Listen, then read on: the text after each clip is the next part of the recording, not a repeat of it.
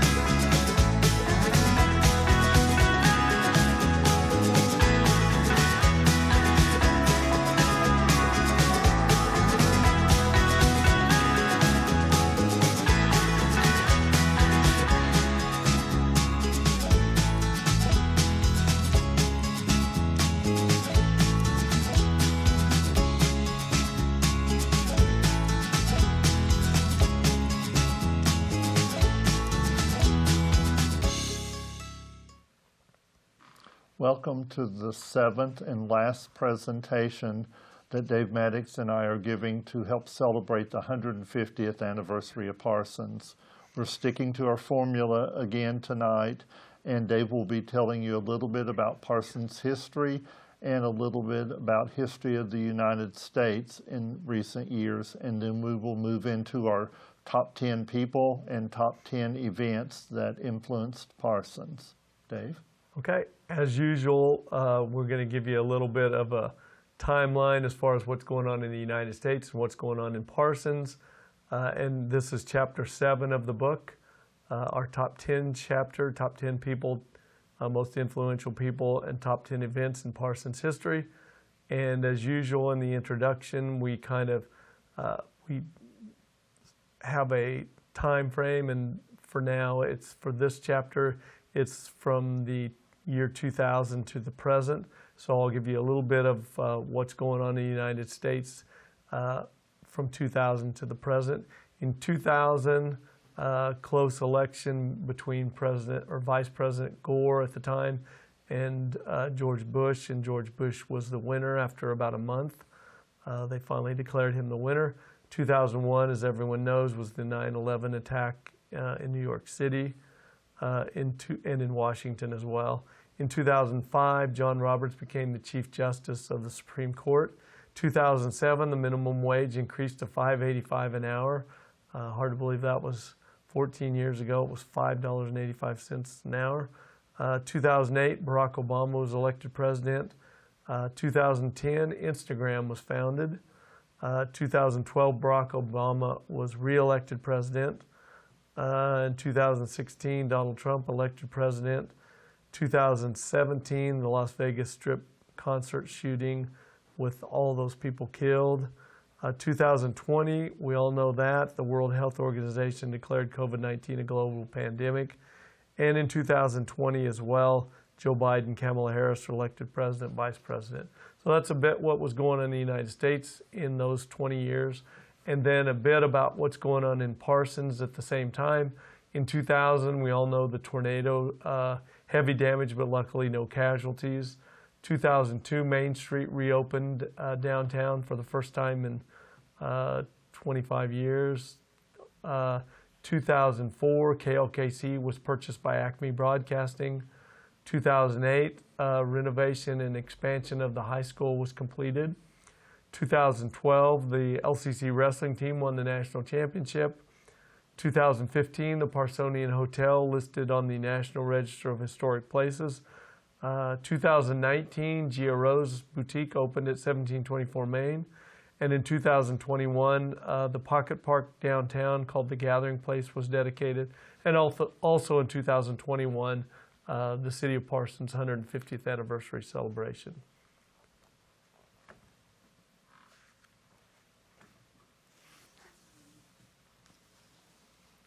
Now we're ready for the top 10 most influential people. Well, as Dave mentioned, we're going to talk about the top 10 most influential people in Parsons. And when we first started the book on which these presentations is based, we had a big task ahead of us looking at all the people who have lived in Parsons, who have impacted Parsons in the last 150 years. So it was a very difficult choice, and we've listed 150 different people in the book, people who have impacted Parsons, but here are some that we felt were especially important to the history of Parsons, and we'll start with number 10, which is Pete and Mary Hughes. Pete and Mary Hughes, many of you know personally.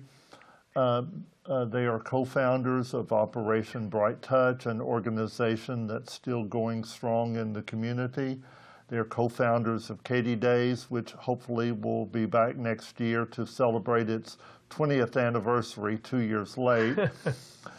So we don't know if it's going to be the 22nd anniversary or the 20th. It's going to be the 22nd, because I already went through that this year of what will this year be? Will it be 20th or 21st? And they said 21st. Okay. Well, anyway, that great festival is Pete and Mary's idea. They also had the idea to establish the Parsons Area Community Foundation, and Pete was a strong supporter of an advocate of Highway 400, the new east-west corridor in southeast Kansas. And as you know today, when you drive up 16th Street to the north, you can see what a difference that highway has made as Parsons grows along that new corridor. They've been involved in the arts their entire lives, and I'm not the only person who knows this, that they lead by example, and they have been inspiration for many generations of volunteers here in Parsons. So for all of those reasons, we're calling Pete and Mary Hughes our top 10 people in this series. And number 9 is J.F. Steele. He came to Parsons in 1876 at 25 years of age, and he became a tenor with E.H. Edwards, his friend from Illinois.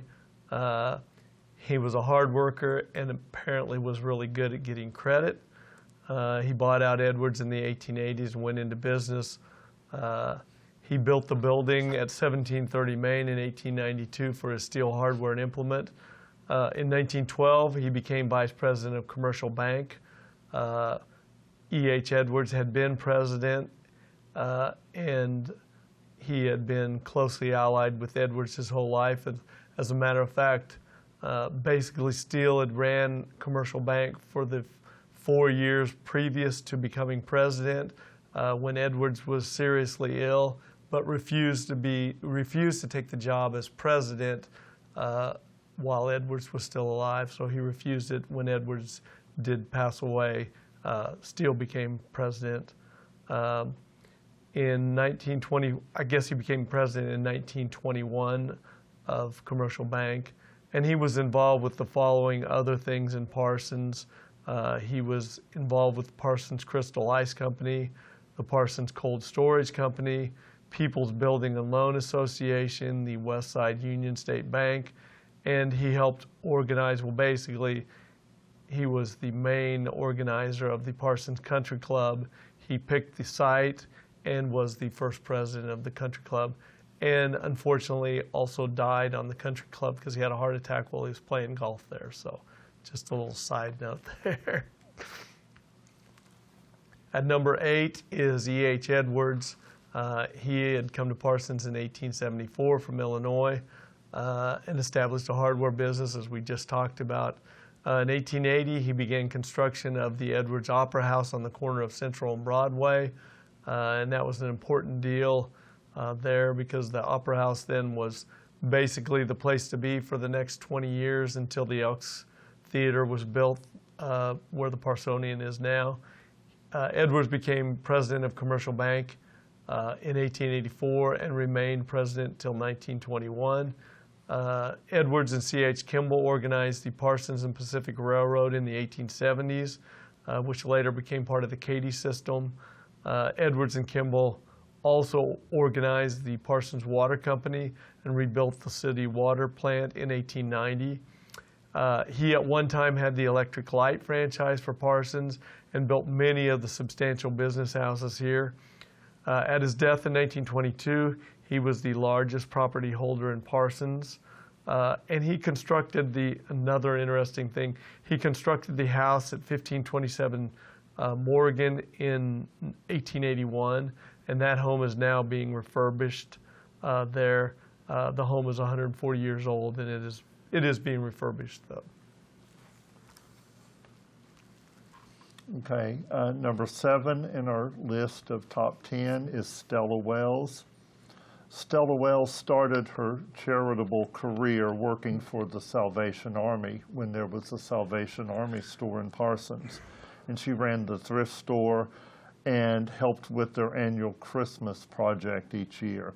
But in 1959, the Salvation Army store closed and the Salvation Army left Parsons, but Stella Wells kept the Christmas basket project alive and turned it into a community effort.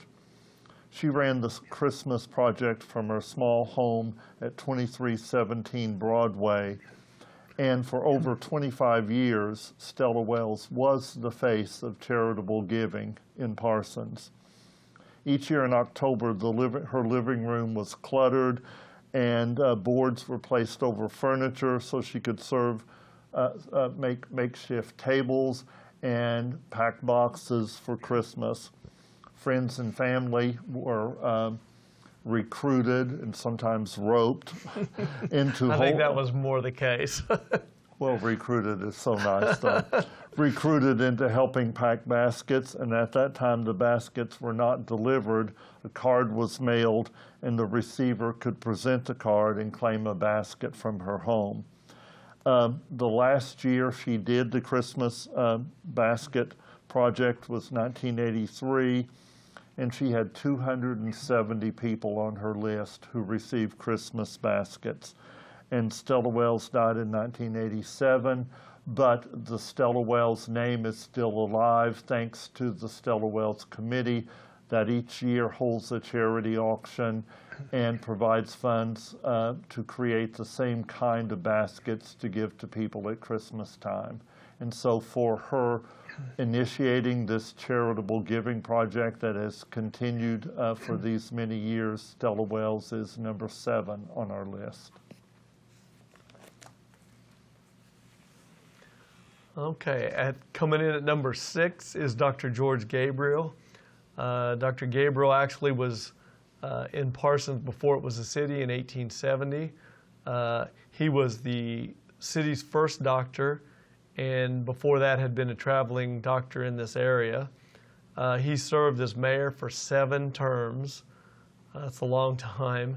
He was a county commissioner for 3 terms. He was he was in the state legislature, both the House and Senate, for 6 years. He was a Civil War veteran, and some of the accomplishments that happened in Parsons while he was serving as mayor. He was the mayor when the first streets were paved. He was the mayor when the sewer system was constructed, and he was the mayor when the waterworks established, and basically known by his contemporaries as the grand old man of Parsons. For these things and these reasons, that's why he is at number 6 on our list of most influential people. Okay, number 5 on our list is Reese H. Hughes. He began his tenure as superintendent of Parsons Schools in 1922, and he remained there for 20 years. Hughes was instrumental in establishing Parsons Junior College. He later became Kansas State Teachers College, now Pittsburgh State University president, and he was a member of the state legislature and served 6 terms. 2 buildings in Parsons are named for him, the Reese Hughes Center at Parsons Middle School and the Reese H. Hughes Arts and Humanities Building at Lebec Community College. In 1972, Hughes was named the first recipient of the Cardinal Citation Award, and that award is given each year at the college for lifetime achievement for someone connected with the institution or who's made an impact on the institution. And obviously as the person who did all the paperwork, did all the PR, and really rallied the community around the idea of getting a community college for Parsons. And Parsons' son basically said there was no other choice for the first recipient other than him. So right, because of what he did to make the community college a reality in town. Pete Hughes is his son, and they are the only father-son named in the top 10 people. And the old field and bandshell behind the middle school was that's now demolished, was also named in his honor.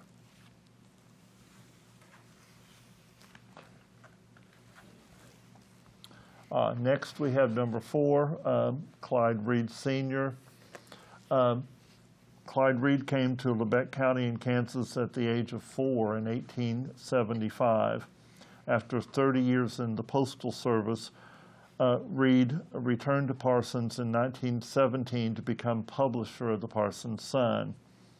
He was one of Parsons' biggest advocates at the time when small-time publishers had the power to shape public opinion.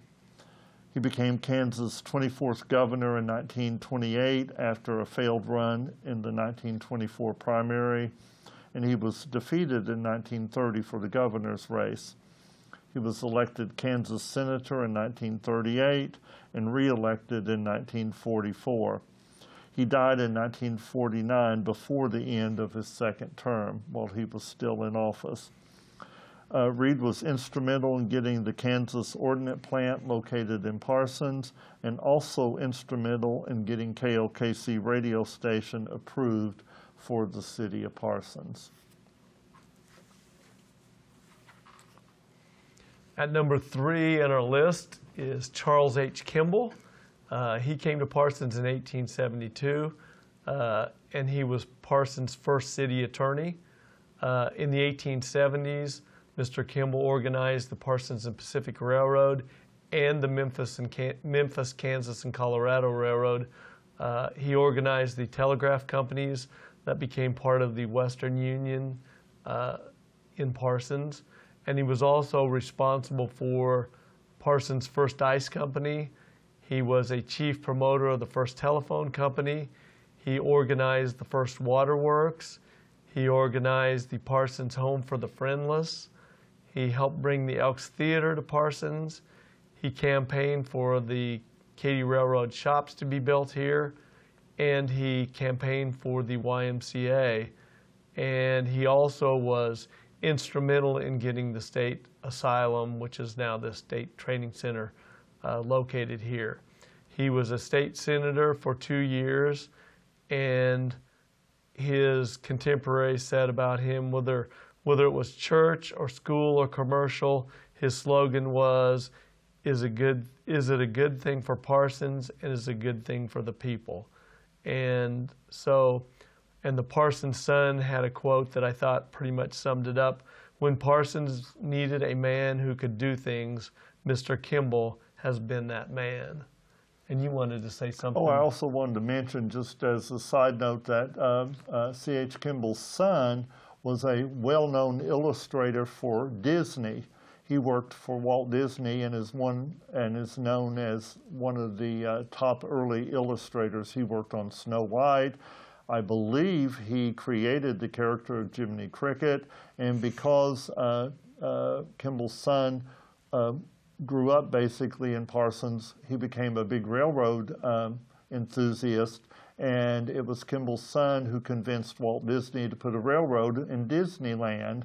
And Kimball's son also had a miniature railroad on his own estate in the 1950s and 1960s. So the family continued to make an impact in other parts of the country as well. So without C.H. Kimball, there wouldn't have been any sun, and there wouldn't be a railroad maybe at Disney World. Right, or there might not have been a Jiminy Cricket. That's right. So, okay, at number 2 on the list is Angel Matheson. Matheson served in the Civil War and fought in a lot of the major battles, including Gettysburg and Chancellorsville. He came west. He was from New York originally, came to Kansas. He was offered a job in Kansas City as a newspaper man, and instead of going there, he came to Parsons and settled in Parsons. In 1871, he founded the banking house of Crawford, Matheson and Company, and then after buying out his partners in 1872 with Robert Stevens and A.D. Jones, and they formed the First National Bank. After that, he organized the City Bank of Angel Matheson and Company, and then in 1886, he erected the Matheson Hotel, which at the time was considered the finest hotel in the state in 1886. He erected numerous buildings in the city, and he owned a lot of valuable real estate here. He did serve as Parsons mayor and as state senator for 4 years, and he organized the Parsons Light and Heat Company and was part owner of the Parsons Sun in the really early days. So he had his hand in a lot of things, and business-wise was very, very accomplished. And for those reasons, we have him listed as the number 2 Parsons most influential person. And so then we get to number 1, and I don't think neither me or Mike had any argument over who would be number 1 most influential person. A lot of people might think, well, it should be Levi Parsons, who the city's named after, but it's not. It's Robert Smith Stevens, who was the general manager of the Union Pacific Southern Branch, which in 1870 became the Katy Railway. And Stevens basically picked the location of the junction of the Katy's 2 branches, and he named the junction Parsons after Katy President Levi Parsons.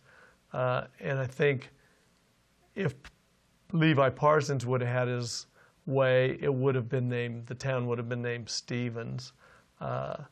Stevens basically went over every inch of the town site. He appraised the lots, he named the streets, and he set aside tracts of land for railroad and municipal purposes. He personally guided the birth and the early growth of Parsons. And as I said, Levi Parsons had originally suggested naming the town Stevens, but when the plat for the city had been prepared and was presented to Levi Parsons, he noticed that the name had been changed to Parsons, which, you know, realistically, if you work for somebody, that's probably a good way to get some positive there. So Stevens did build a house here, but I don't think he ever lived here permanently. He was here a lot, and as I said, in the early days, he had his hand in almost everything, and he personally donated several of the lots, one of them being for the First National Bank. And for this, basically, the reason why Parsons is located here, that there's a town here, is because of Robert Stevens. He picked this spot, and he basically got everything going. For that reason, he is the number 1 person in the Parsons Most Influential People list. Okay, next we're going to talk about top 10 events. And once again, it was a difficult choice because Parsons has had as I hope you now know, a wide and varied history in its 150 years. But we talked about events that have made a lasting impact on the community, and we'll get started with the very first one, which is the Parsons Area Community Foundation being established, a fairly recent event. The PAC was formed in 1996 to improve the quality of life in Parsons and the surrounding community. The foundation has awarded hundreds of grants by connecting donors to community needs. In 2021, PACF funded the restoration of the urns in Forest Park for the city's 150th celebration. And pictured here is do we have a picture of the Pfeiffer's building? No. No, And okay. Originally, I was going to put that on there, but I decided to go with this instead, so no. Okay. Thank Well, you. anyway, this was just very recently, and we are so thankful that the Community Foundation has chosen to help preserve Parsons' past as well as to look out for its future.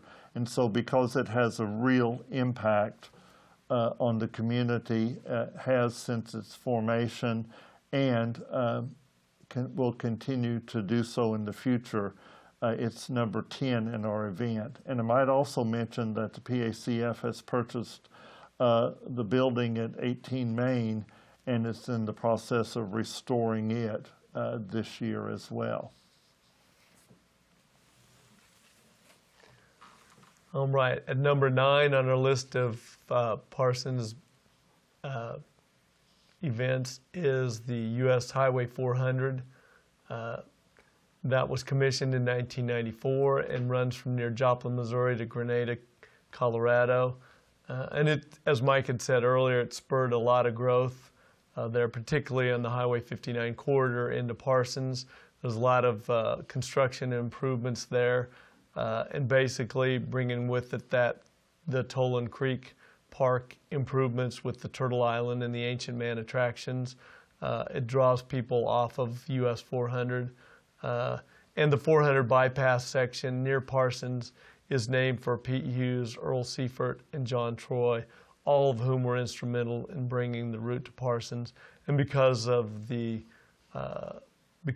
reasons, the U.S. Highway 400 construction is number 9 on our list.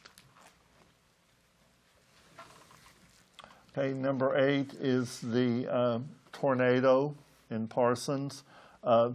Almost everyone who's around today can tell you where they were and what happened during the tornado on April 19th in 2000 when the F3 tornado cut a path across Parsons.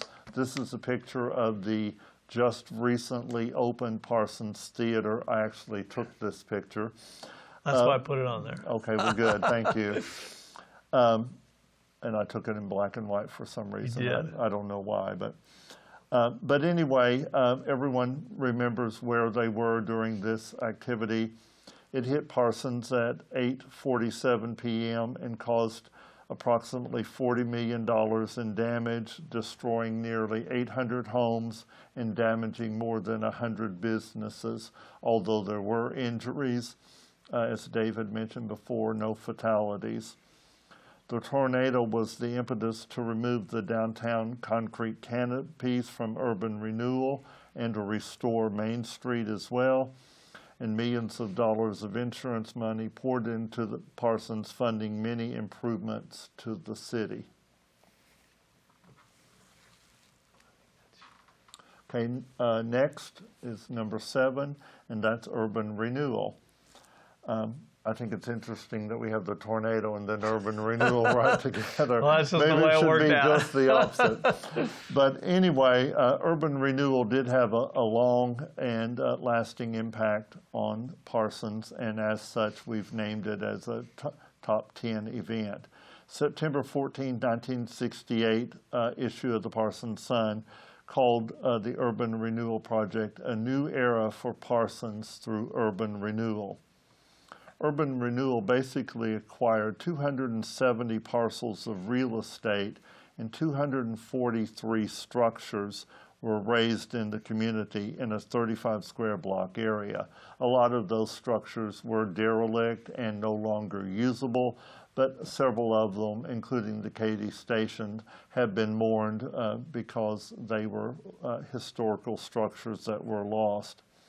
The urban renewal cost $15 million, and out of that $15 million, the city's share was $3,750,000. So urban renewal changed the face of Parsons for over 25 years. It brought millions of dollars into the community. And in hindsight, it was probably done with the best of intentions. We did have a crumbling infrastructure and derelict buildings that needed to be addressed, and federal funds were gained through urban renewal to improve a lot of those. I've always told Dave that when I first moved to town, the big controversy was, should we keep the plaza or get rid of the plaza? And that went on for many years, and I always told people privately, I guess I'm telling people publicly now, that I think it would take an act of a God to get rid of the plaza. And it did take an act of God to get rid of the plaza with the tornado. Tornado did it. But it was an important part of Parsons' history and is number 7 on our list. And it definitely changed the face of Parsons. I mean, it totally redid the way Parsons looks. So. Okay, at our number 6 Parsons event is the parklands being acquired. Both Forest Park and Marble Park began in the early 1880s as private enterprises. They were not public parks.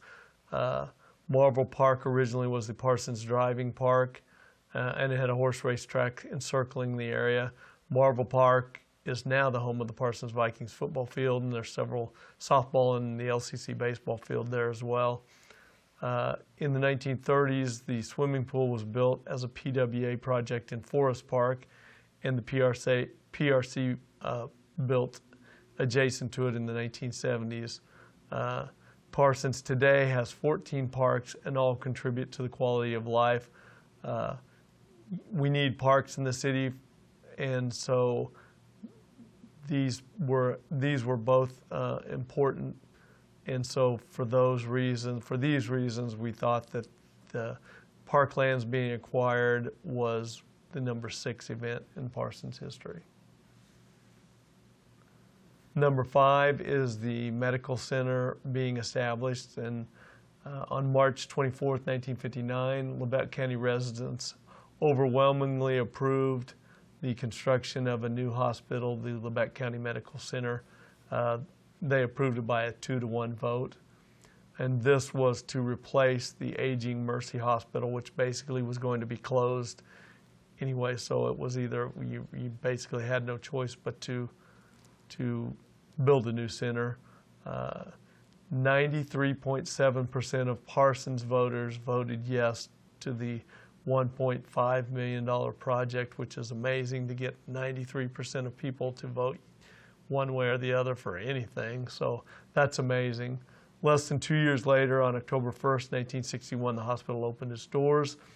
Through the years, multiple expansions have taken place, including a 3rd floor expansion in 1967, and they are working on a 4th floor expansion as we speak. The hospital today is known as Labette Health. Has gone from a building to a campus of building and is recognized for its medical excellence. And for that reason, it is listed as number 5 on the all-time Parsons events. Okay, next is number 4, the junior college being founded. We talked to you a little bit about Reese Hughes and his part in making a junior college a reality in Parsons.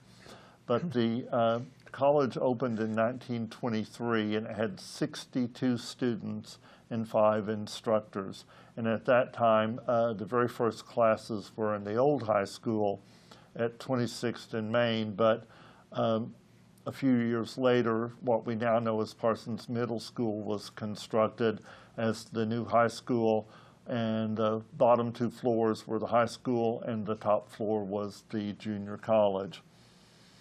With the opening of the new high school and the JUCO, that greatly expanded their potential, and enrollment continued to grow.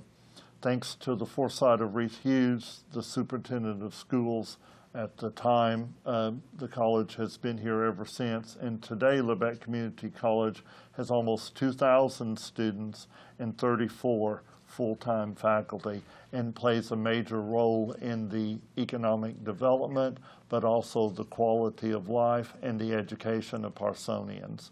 And for those reasons, it's number 4 on our list of top 10 events.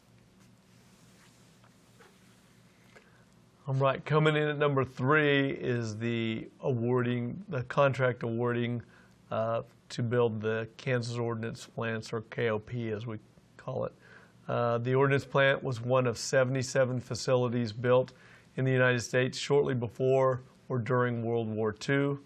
The project had been authorized in May of 1940 thanks to the efforts of Parsons-based U.S. Senator Clyde Reed, who we talked about earlier.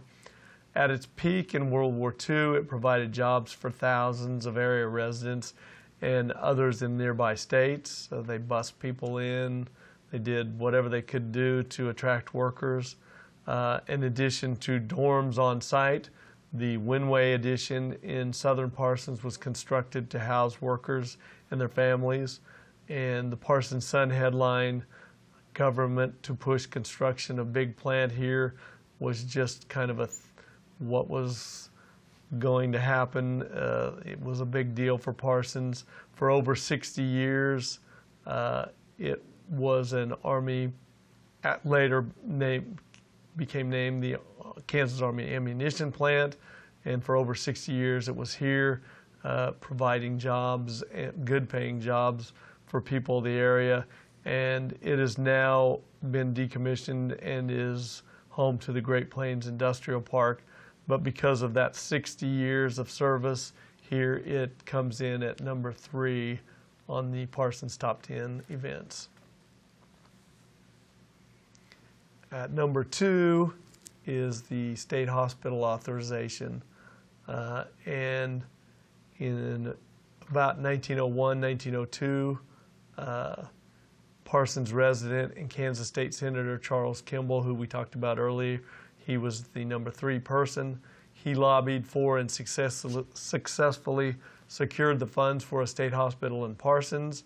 The state hospital has been a large employer and had a huge economic impact on Parsons for more than 100 years. After the hospital transitioned from an epileptic hospital to the Parsons State Hospital and Training Center, it became and remains one of the nation's leading residential treatment and training centers for individuals with intellectual disabilities. Today, in conjunction with the University of Kansas, it also houses the University Center on Developmental Disabilities.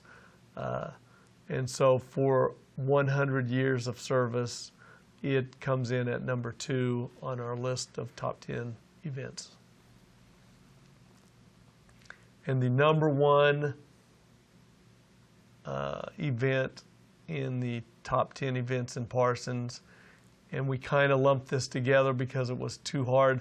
There were so many things that the railroad did. If we would have just listed everything individually, they would have taken probably the entire top 10. If we would have said the depot built, the shops built, this, and this, we wouldn't have, all we would have had would have been a top 10 things of the railroad did. So to make it easier and to clarify, we just decided to call the number 1 event in Parsons history that the town site was chosen and the rail complex built. And the complex was built at the town site chosen by the railroad. So when Robert Stevens, Judge Levi Parsons' closest confidant, selected the site for a terminal and junction of the 2 Katy lines, he literally created the city of Parsons. Wouldn't be here without that. Parsons is located where the 2 lines join, and that was selected by Robert Stevens, who was the general manager of the Katy Railroad. So within 10 years, the Katy Rail Complex was the 2nd largest west of the Mississippi. And in 1895, when the 2nd depot, the Victorian Depot, was built, it dominated the city skyline, just as the railroad permeated the lives of its citizens. The Katy was more than a railroad. It provided employment to over 2,000 employees and also provided social, recreational, and health care benefits to employees and their families. So the Katy Railroad was, in essence, the foundation on which the community was built. And for that reason, the Katy Railroad complex being built and the town site chosen is our number 1 event in the top 10 events, just as Robert Stevens was the #1 person in our top 10. Okay, next we're going to start the end of our last presentation by talking to you a little bit about what we've learned during the course of this year. And one of the things that Dave and I have learned during our research this last year or two is that how quickly things do really change in Parsons. We live here every day, and sometimes we don't notice the change because it's subtle. But if you look around town and you think about the last 20 years in Parsons, there have been lots of improvements and lots of changes that have taken place. Some very quickly, like the railroad, were brought about by the tornado, but some just on an everyday basis.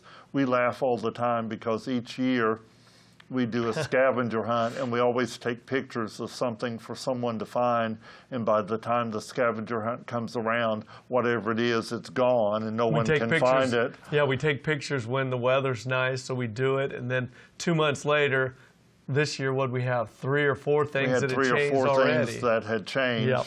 So what we decided to do was to just go around town and take some pictures of things, not everything, but just some of the things that have changed in the last 20 years that we think are positive improvements in Parsons and in the town in which we live. So here are just some of the positive changes that have taken place in the last 20 years around town. Right, and I would reiterate, this is just some. This is 2 hours worth of taking pictures, but by no means could we encapsulate everything that's happened in the last.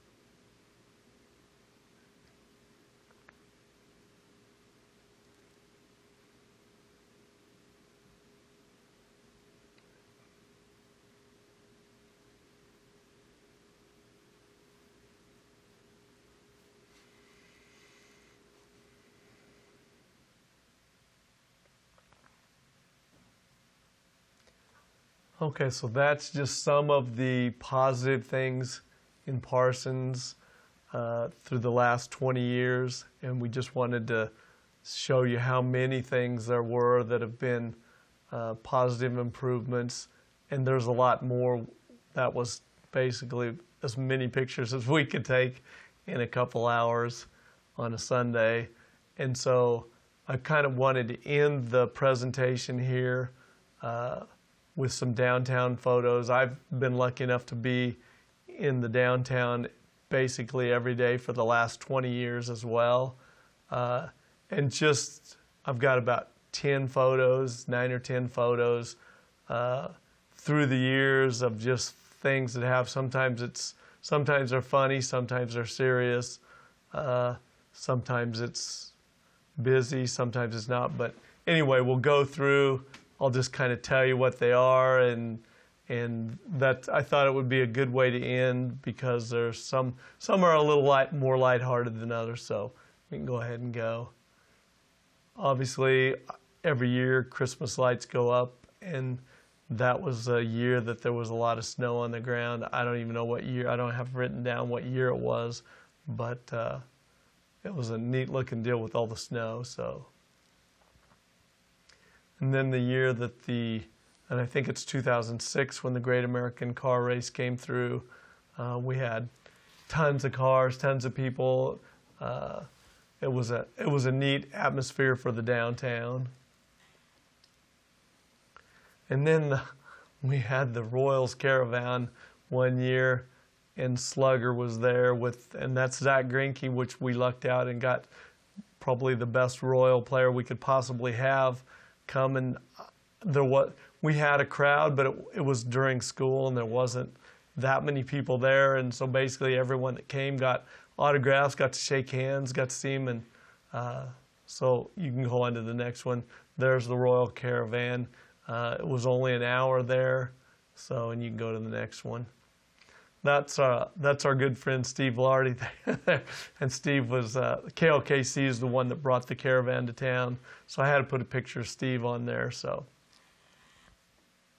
And then on a more serious note, the death of Maynard Harding, one of the more neat things was because Maynard was such an advocate of Parsons in the downtown, they had a horse-drawn hearse carry his body through the downtown on his way to making his way to Oakwood. It was really neat. A really neat deal. And then another funeral, and I know it's kind of not a great thing to talk about, but this was really neat. The Daniel Cox funeral in Parsons, where all the motorcycles came in support of him with the flags and stuff. I thought also, I took this picture from on top of the roof. And then annually we have the Moonlight Madness, and it's always crazy, and people really seem to enjoy it.